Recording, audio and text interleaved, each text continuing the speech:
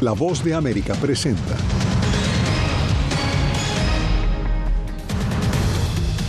Kamala Harris y Donald Trump enfocan sus esfuerzos en electorados específicos a 2 semanas de los comicios. Y el voto hispano es uno de los más representativos. En nuestra serie especial les contamos cuál es la clave del voto latino.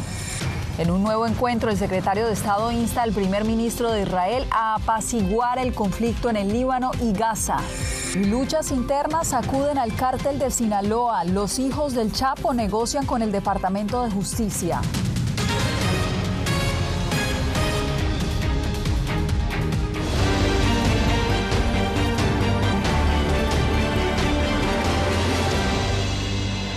Bienvenidos, los saluda Yasmín López. Estamos a 14 días de las elecciones presidenciales en Estados Unidos y las campañas están cambiando su estrategia. Ahora se enfocan en nichos específicos. Kamala Harris se dirige a las mujeres conservadoras de los suburbios de 3 estados clave, mientras Donald Trump también compartió con hispanos republicanos en esta ocasión.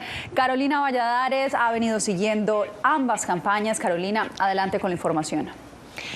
Así es, Yasmin, en las últimas horas y semanas lo que estamos viendo no son grandes eventos de campaña con miles de votantes, sino pequeños eventos con menos votantes, pero más quizás importantes a la hora de decantar la balanza. En las últimas horas Harris se fue al norte, como dices, para convencer a mujeres conservadoras. También Trump estuvo en Carolina del Norte para convencer a los cristianos evangelistas. Y es que como están las encuestas, estos votos pueden decantar la balanza, y sino que se lo digan a Biden, que en 2020 ganó las elecciones en parte gracias a su victoria en Georgia por cerca de 12.000 votos. Sigue el empate técnico entre Kamala Harris y Donald Trump a 2 semanas de las elecciones en Estados Unidos. Mientras ambos candidatos recorren los kilómetros que separan los estados bisagra, una nueva encuesta de la agencia de noticias Reuters revela el hartazgo de un electorado que asegura que el país va por mal camino. Les preguntamos, ¿creen que la nación va por el camino correcto o por el camino equivocado? Los estadounidenses dijeron que la nación va por el camino equivocado. La economía, el 60% dijo que va por el camino equivocado. Inmigración, el 65%. Política nacional, el 72%. En una contienda muy reñida, tanto la demócrata como el republicano se lanzan a la conquista de pequeños nichos de votantes que podrían darles la victoria. En el caso de Harris se trata del voto de mujeres conservadoras en estados del centro del país. Allí acudió de la mano de la exlegisladora republicana Liz Cheney, esbozando a un Trump que aseguró supone un riesgo para la democracia de Estados Unidos. Esto debería llevarnos a observar que es cada vez más inestable, pero no tienen que confiar en mi palabra. Escuchen a las personas que lo conocen mejor, las personas que trabajaron con él en la Casa Blanca, en la oficina Oval. En el caso de Trump se trata del voto de los cristianos del sur, a quienes se dirigió en un discurso con líderes religiosos en Carolina del Norte. Ella es muy destructiva para la religión, es muy destructiva para el cristianismo y muy destructiva para los evangélicos y la Iglesia Católica. Y hoy hay también otro de los nichos es el de los latinos, y lo es por partida doble. Mientras Trump ha dado en el día de hoy un town hall con los latinos de Miami, también hoy Kamala Harris va a ofrecer una entrevista con el canal en español Telemundo. Pues justamente de eso seguimos hablando, Carolina, porque en un evento celebrado, como tú lo dices, en Miami, con líderes hispanos, Donald Trump abordó el tema específico migratorio. A ese electorado también se dirigió Kamala Harris en esta entrevista con Telemundo. José Pernalete nos informa.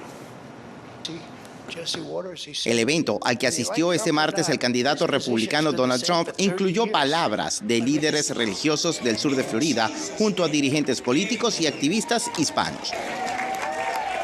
Se reunieron con el expresidente en una mesa redonda con representantes de esta población en el sur de Florida. Allí Trump insistió en uno de sus argumentos de campaña, la inmigración ilegal.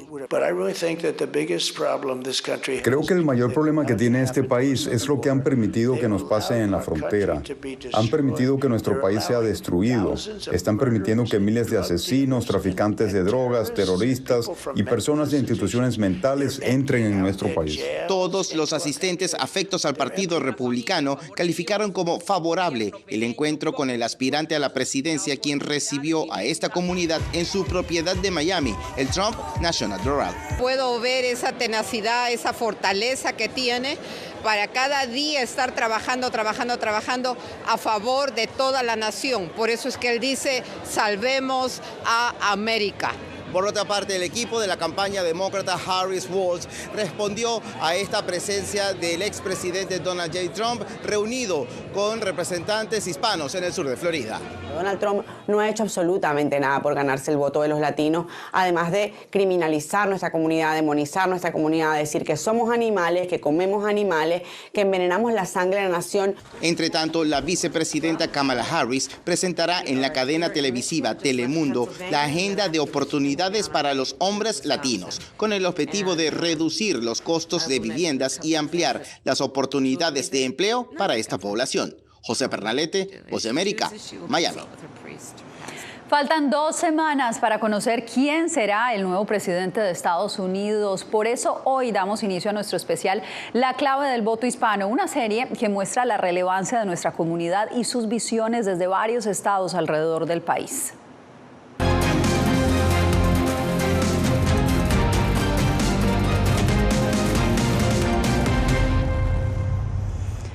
Comenzamos en Texas, desde Austin nos acompaña en directo Laura Sepúlveda. Laura, sabemos que la migración es un tema crucial para los hispanos, en especial en esos estados fronterizos como Texas, donde te encuentras, pero también sabemos que ese tema no siempre es la prioridad. ¿Qué vamos a encontrar en tu historia? Adelante.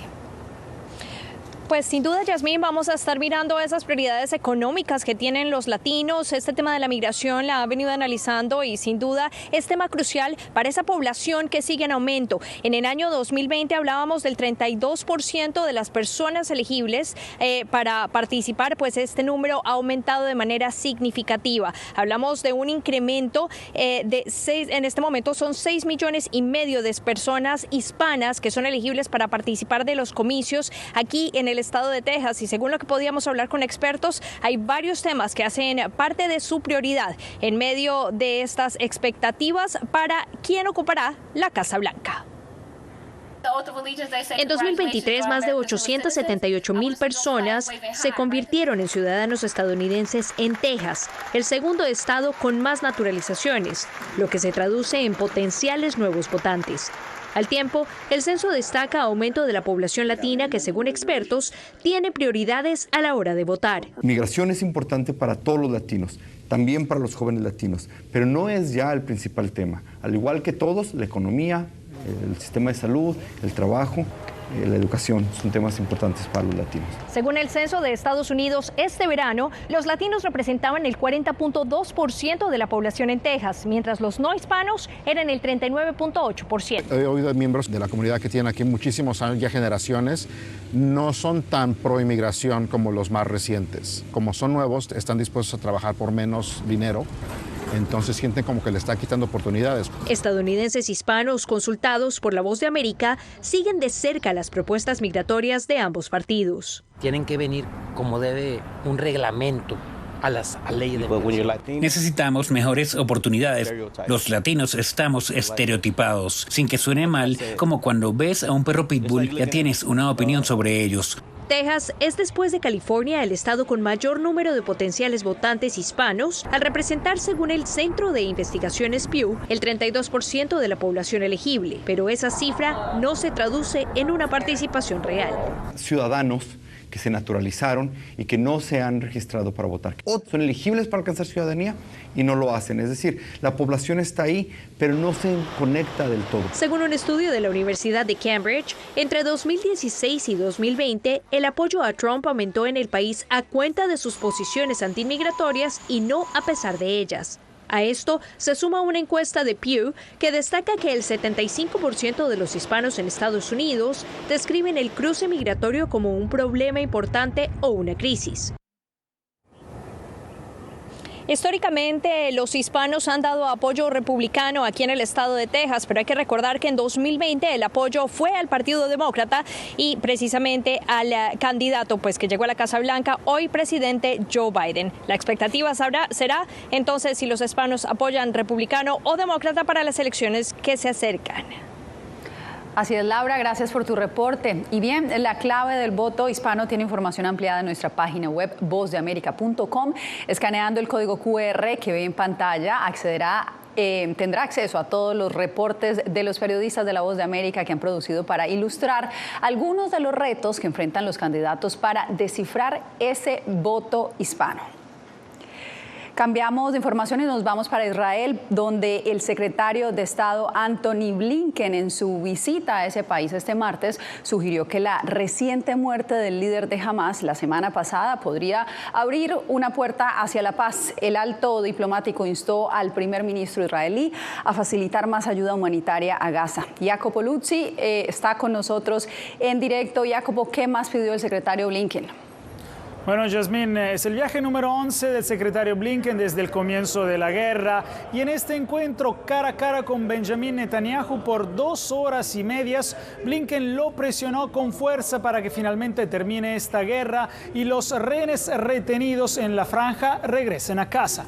De hecho, para Estados Unidos, este es el momento crucial, encontrando una manera de que proporcione seguridad duradera para los israelíes y también los palestinos. En el último esfuerzo de la administración Biden para calmar las hostilidades en Medio Oriente, el secretario de Estado Antony Blinken llegó a Israel este martes. En un encuentro con el primer ministro Benjamin Netanyahu, Blinken instó a Israel a aprovechar la muerte del líder de Hamas para conseguir la liberación de los rehenes que permanecen en la franja y poner fin al conflicto en Gaza. Su muerte es una nueva oportunidad para revitalizar esa conversación y trabajar para lograr una propuesta de alto al fuego, una que permita un flujo de ayuda humanitaria a Gaza, una que traiga a casa a los rehenes restantes, incluidos los 7 estadounidenses. Al mismo tiempo, Blinken enfatizó la necesidad de que Israel aumente la asistencia humanitaria a Gaza frente a un posible recorte de la ayuda militar estadounidense. La reunión ocurrió cuando el ejército israelí ha continuado sus ataques en Gaza y sobre todo en Líbano, a pesar de que el enviado estadounidense sobre el conflicto entre Israel y Hezbollah advirtió que la guerra allí se salió de control. Al mismo tiempo, estamos trabajando con el gobierno del Líbano, con el Estado del Líbano y el gobierno de Israel para llegar a una fórmula que ponga fin a este conflicto de una vez por todas. El presidente Biden y su administración han intentado en repetidas ocasiones calmar el conflicto que se está extendiendo en Medio Oriente, donde Israel lucha contra Hamas en Gaza y contra Hezbollah en el Líbano. Sin embargo, Netanyahu y los grupos militantes han rechazado hasta ahora los pedidos de que muestren más moderación y alcancen un alto al fuego.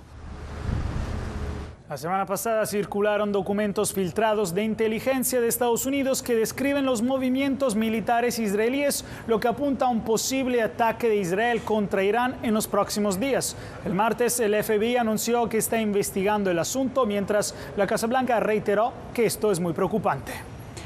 Jacopo, entre tanto, en el Líbano las autoridades removían hoy los escombros tras el bombardeo de Israel que impactó las inmediaciones del principal hospital de ese país. Joan Cabacés nos preparó el informe desde Beirut. La ofensiva a gran escala de Israel contra Hezbollah en Líbano alcanza nuevos puntos álgidos. Las tropas israelíes han lanzado hoy misiles a plena luz del día contra distintos edificios residenciales de más de 10 pisos en Beirut, derribándolos al momento.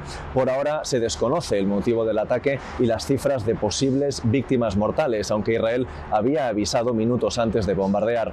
Algo distinto a lo que ocurrió anoche en el hospital universitario Rafik Hariri, el mayor centro público de Beirut. Israel bombardeó las inmediaciones del hospital por sorpresa y el ataque mató a 13 personas, una de ellas un niño, y dejó 57 heridos. Otro destacado centro médico en Beirut, el Hospital Sahel, ha sido evacuado tras las amenazas israelíes. Israel asegura, sin aportar pruebas, que Hezbollah tiene un búnker debajo del hospital donde esconde dinero y oro. El director del centro, en un acto desesperado, ha abierto hoy las puertas del hospital para que periodistas comprueben la supuesta falsedad de las afirmaciones israelíes.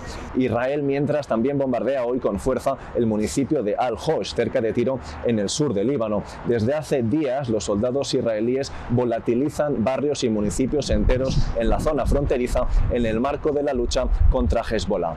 Joan Cabacés Vega, Voz de América, Beirut. En Europa del Este, el secretario de Defensa de Estados Unidos, Lloyd Austin, reiteró su apoyo a Ucrania en un discurso que emitió desde Kiev.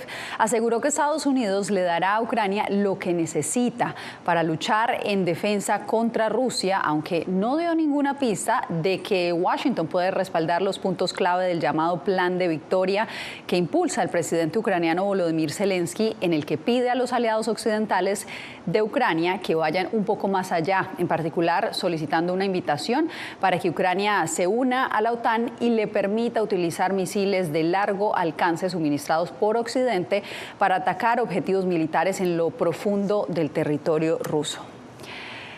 Usted no se mueva porque regresamos con el más reciente reporte de la Sociedad Interamericana de Prensa, en el que un país centroamericano se ubica en el peor lugar.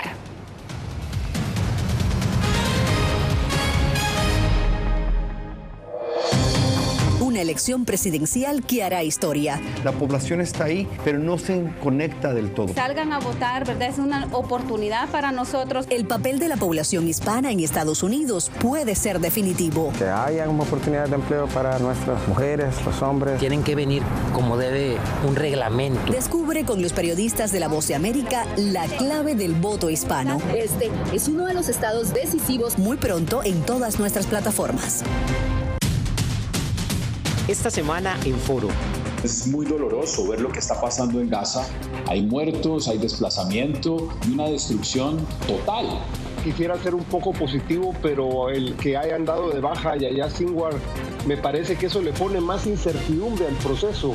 Si Israel pretende destruir totalmente a Hamas y Hezbollah, no lo va a lograr, ni creo que tampoco quiera.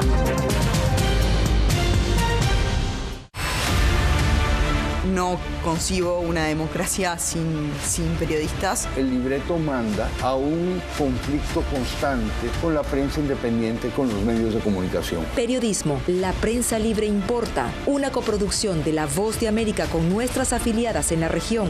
Se ejerció esta profesión con mucho miedo. ¿Cuántos periodistas van muertos ya? Por decir la verdad. Disponible en vozdeamerica.com.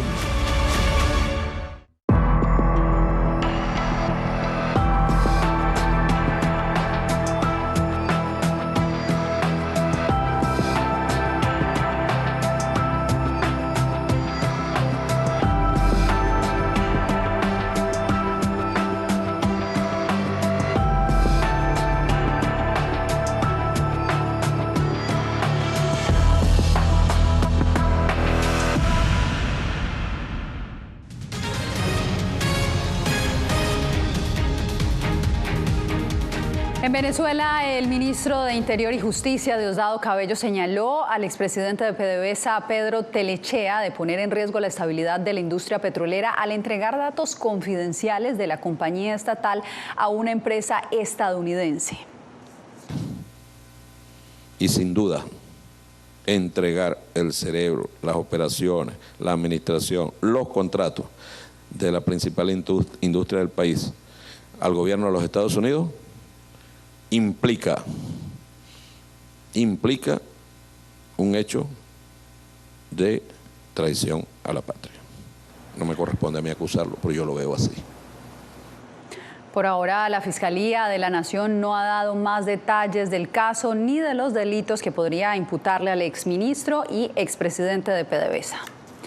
Vamos a Nicaragua, donde se posiciona este país como el más peligroso de América para el ejercicio del periodismo, según la Sociedad Interamericana de Prensa, que lo sitúa en el último lugar del índice de libertad de prensa. Donaldo Hernández nos amplía.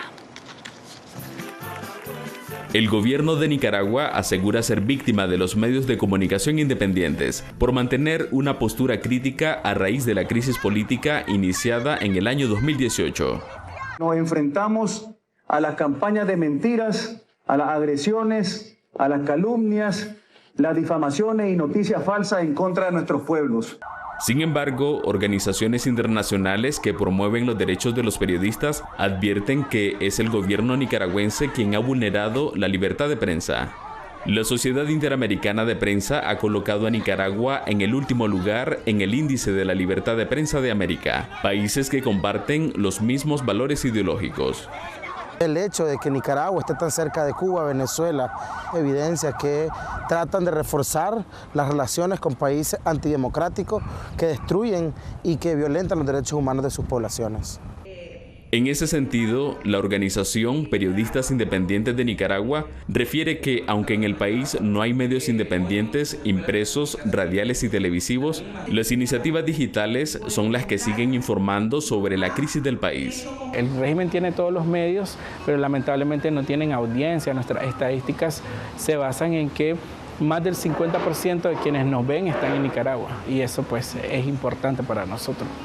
La Fundación para la Libertad de Expresión y Democracia da cuenta del exilio de 278 periodistas por el hostigamiento del Estado. Donaldo Hernández, Voz de América. Al volver, acuerdo en marcha. Los hijos del Chapo Guzmán podrían reconfigurar el narcotráfico en México a través de una negociación con la justicia estadounidense.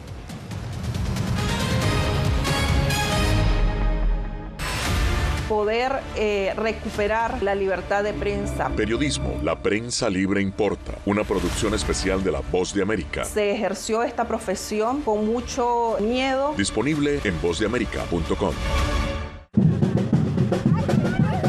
¡Arriba las mujeres! Nos dicen, ustedes son unas mujeres chingonas. Tirándose en el campo y además descalzas. Tenemos 5 dedos y los hombres también tienen 5 dedos. Si los hombres pueden, ¿por qué nosotros no podemos?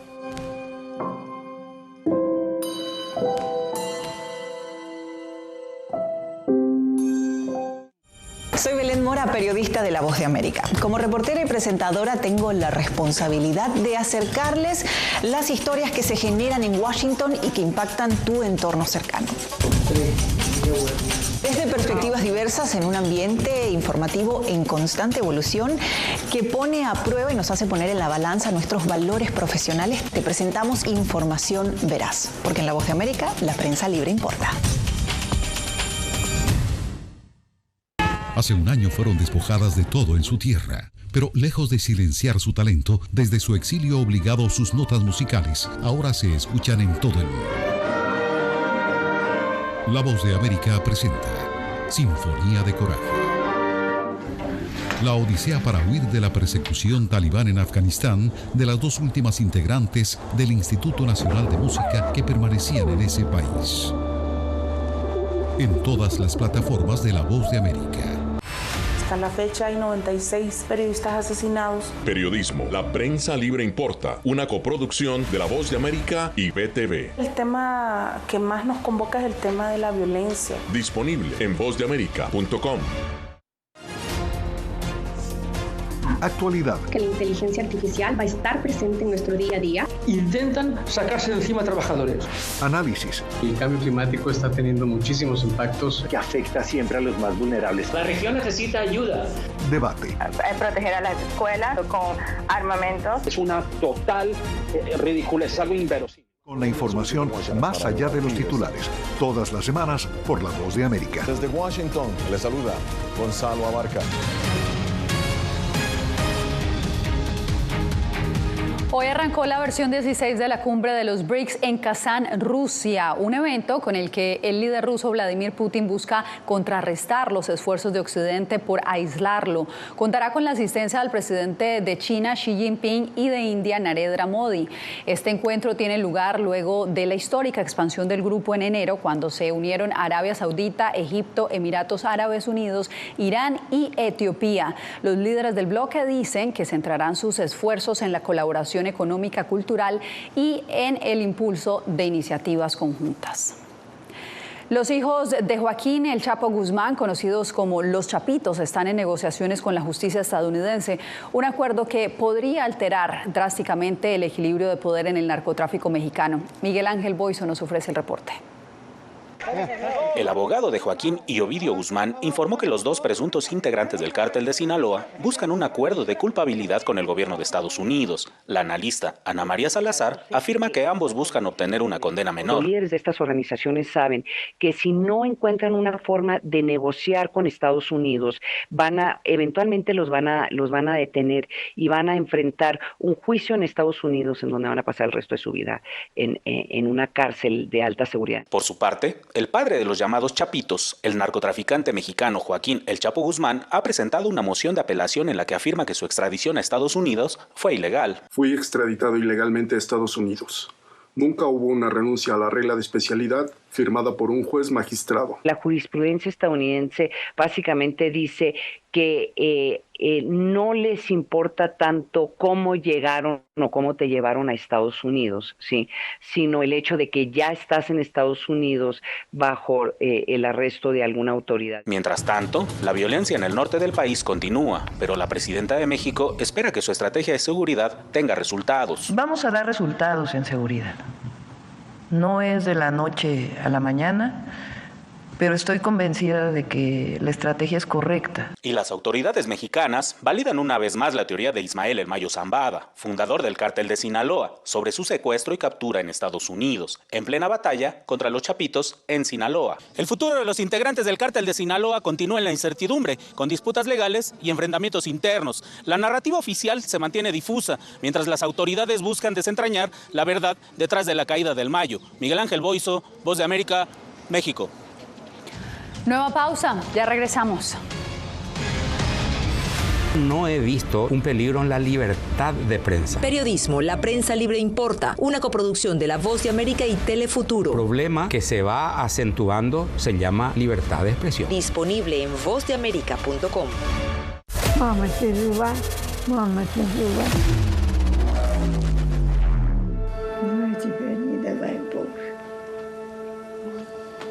еще этого испытать. Какие разрушения на Украине, кошмар. Там была ракета. Ракета или бомба?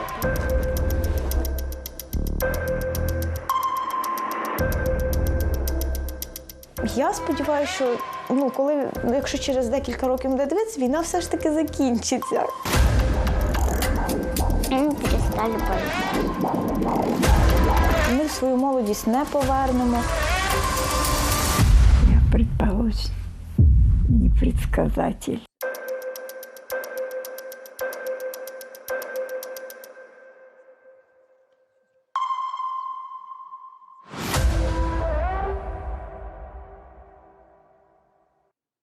Soy Fabiola Chambi, corresponsal de La Voz de América en Bolivia. Retratar la complejidad de mi país para una audiencia internacional le ha dado una nueva perspectiva a mi labor como periodista. Desde esa mirada descubro en el día a día que el trabajo que realizo en La Voz de América me ha permitido dar vida a los valores del periodismo profesional. Aquel que les informa a ustedes, nuestras audiencias, con balance, precisión y profundidad.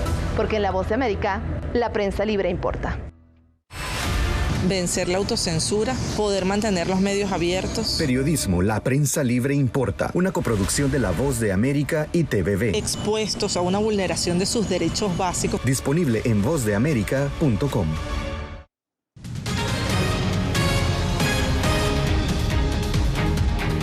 Dos latinoamericanas se destacan entre los ganadores en la segunda edición de los Premios Globales contra el Racismo que entregó el Departamento de Estado. Ellas son Tomasa Yarhui Jacome, quien es la primera mujer indígena electa en Sucre, Bolivia, quien ha trabajado para mejorar las oportunidades económicas de su comunidad. Por otro lado, Tania Duarte, psicóloga y defensora de los derechos de los afrodescendientes en México, es conocida por ayudar a visibilizar y fortalecer los derechos de su comunidad por más de 35 años. Toca resistir, seguir trabajando y yo quiero tener oportunidades como las que tuve ahora para denunciar sin miedo, para que el mundo entero sepa lo que estamos viviendo y aquí me tienen a una mujer indígena que soy capaz de elevar la voz de lo que está pasando en Bolivia. Cerramos esta misión con la pasarela más adorable que ha transformado el barrio East Village en Nueva York con el desfile anual de Halloween para perros. Los caninos neoyorquinos se lucieron como nunca, se vieron desfilar desde perritos calientes hasta una cenicienta peluda. Con 34 años de tradición, este desfile lleva cada año diversión a la Gran Manzana. Así nos despedimos por hoy.